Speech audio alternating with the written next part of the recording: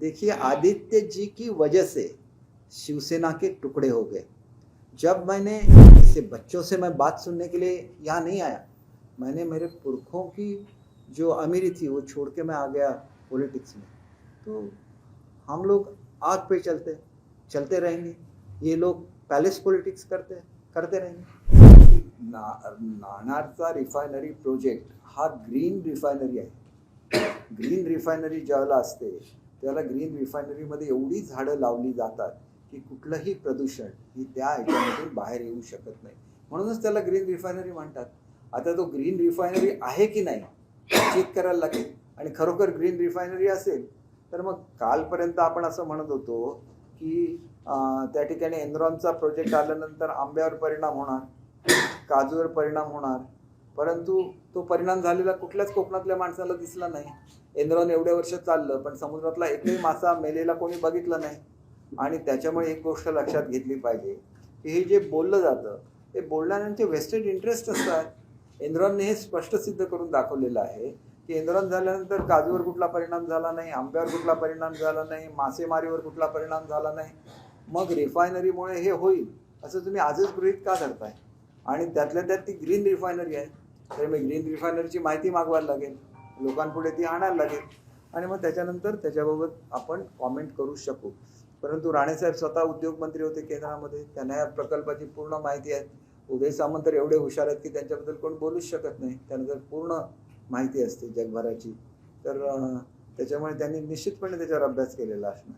दुसरं असं आहे की 99 पासून आतापर्यंत ज्यांनी हे रामटेक बंगले घेतले त्यांनी राजीनामे दिले, कुठच्या तरी भ्रष्टाचारात सापडले, आणि त्यालाच तुम्हालाही मंत्रिपदातून मला भ्रष्टाचारात सापडलो नाही ना, ही तर सगळी गोष्टी आहे की नाही।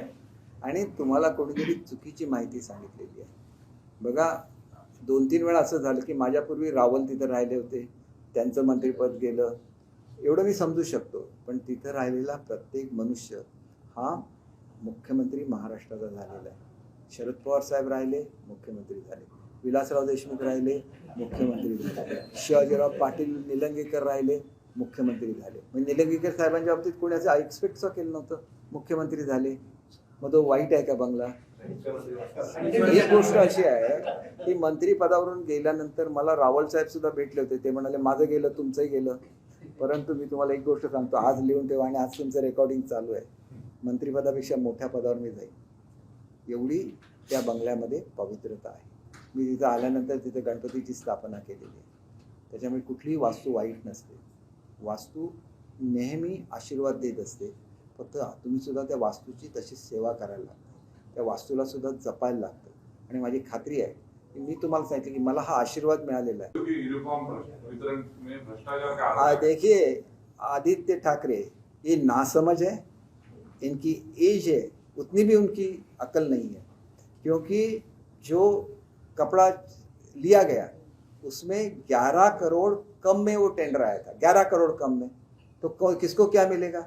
इनको ये आदत हो गई है, म्यूनसिपालिटी की वजह से करोड़ों रुपया उनके पास आता है तो उनको खोके बोलते हैं, जब थोड़ा पैसा आता है तो उसको मलाई बोलते हैं, तो ये इनकी आदत बन गई। देखिए, आदित्य जी की वजह से शिवसेना के टुकड़े हो गए। जब मैंने अरेंज की थी मीटिंग उद्धव जी के और ऑनरेबल प्राइम मिनिस्टर साहब के साथ, तो आदित्य ही थे जो इसके बीच में आ गए। मैं ऐसे क्यों बोल सकता हूँ? क्योंकि जब मुझे फ़ोन आते थे, पहले तो उन्होंने तय किया था कि आने के बाद 15 दिन में युति का शासन लाएंगे, ऐसे प्राइम मिनिस्टर साहब को बोल के उद्धव साहब यहाँ आ गए। फिर मुझे बुला के ये बोला कि मुझे 1 महीने की मोहलत चाहिए क्योंकि मुझे समझाना है सबको। उसके बावजूद भी जब हम लोग बात करते थे तो वो बोलते थे कि आदित्य सामने अभी बात मत करो, बाद में करो। इसका मतलब साफ है कि वो कांग्रेस के साथ जाना चाहते थे, वो कभी युति के साथ और हिंदुत्व के साथ नहीं आना चाहते थे। और जब भी हमारी मीटिंग होती थी तो एक बार भी वो प्रेजेंट नहीं रहते थे। इसका मतलब साफ है, आज जो भी शिवसेना का नुकसान हो गया वो आदित्य की वजह से हो गया। और उसको इतना भी समझ में नहीं आता है कि एक टेंडर निकलता है और 130 करोड़ का टेंडर अगर 11 करोड़ कम में 124 करोड़ में जाता है तो कितने स्ट्रिक्टली हम लोग इम्प्लीमेंट करते हैं, इसके बारे में सोचना चाहिए। मैं उनके जैसा नहीं हूँ, मैं अलग हूँ उनका, मैं उनको चैलेंज देता हूँ।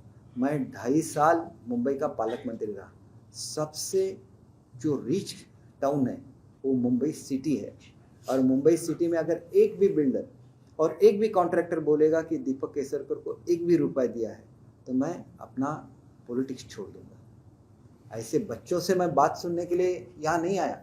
मैंने मेरे पुरखों की जो अमीरी थी वो छोड़ के मैं आ गया पॉलिटिक्स में। तो हम लोग आग पे चलते रहेंगे, ये लोग पैलेस पॉलिटिक्स करते रहेंगे।